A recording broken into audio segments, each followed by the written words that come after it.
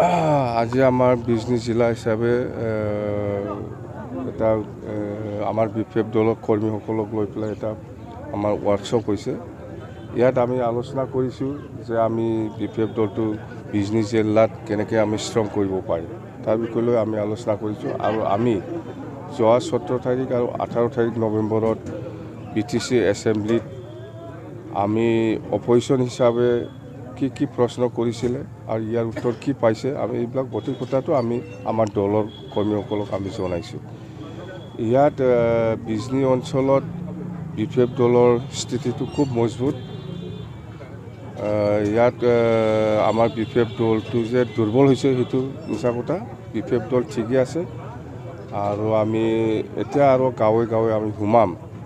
কোনোবা বিজেপিয়ে কি কৈছে, কোনোবা UPPলে কি কৈছে কোৱা নাই, ইহঁতৰ কথা। চবেই নিজৰ দলটো ষ্ট্ৰং বুলি কয়, সেইটোতো উপায় নাই, ক'ব লাগে। চবেই নিজকে ষ্ট্ৰং বুলি কয়।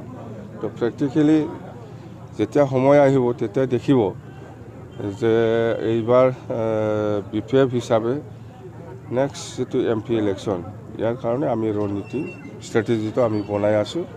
আমাৰ কথাটো হ'ল সকলো জাতি জনগোষ্ঠীক লৈ পেলাই অঞ্চলত কেনেকৈ পিছ আনিব পাৰে, অঞ্চলত কেনেকৈ আমাৰ মাজত ইউনিটিটো ৰাখিব পাৰে, এই অঞ্চলত কেনেকৈ আমি উন্নতি কৰিব পাৰে, তাৰ কাৰণেহে আমি BPF দলে জন্ম হৈছে। আৰু BPF দলে সদায় কৈ আহিছোঁ যে 2003 চনত 10 ফেব্ৰুৱাৰীলৈকে যিমান জাতি জনগোষ্ঠী আছে সকলোৱে BTCৰ বাসিন্দা।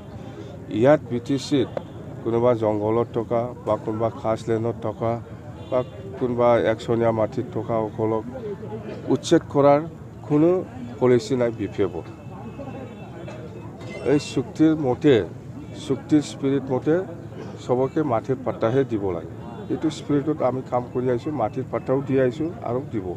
আৰু প্ৰমোদ বৰাই আজি যিটো ইলেকশ্যনৰ কথা কৈ থাকে, কিন্তু সেইটো আমি সদায় বিৰোধিতা কৰিম।